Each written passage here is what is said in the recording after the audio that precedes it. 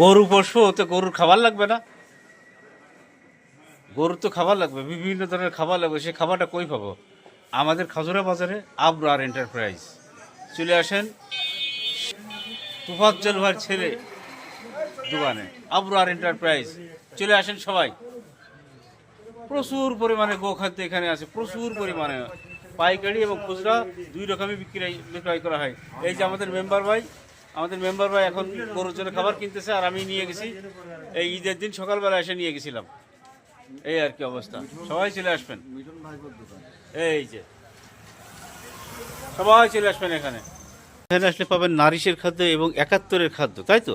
৭১ integration broiler grower feed, এই যে আপনাদেরকে দেখাচ্ছি বিভিন্ন কোম্পানির ডিলার এখানে, অর্থাৎ আবরার এন্টারপ্রাইজ। আপনারা খাজুরা বাস স্ট্যান্ড থেকে একদম বাজারের যে কাইতিনহাট, আমরা সহজে বলি যে কাইতিনহাটও যেখানে, সেখানে কিন্তু এই এই বড় দোকান, অনেক বড় একটি দোকান।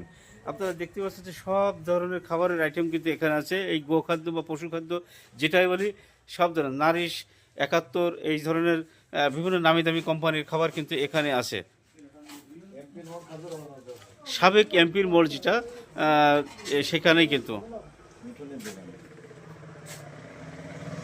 মিঠুনের দোকানে মিঠুনের দোকান।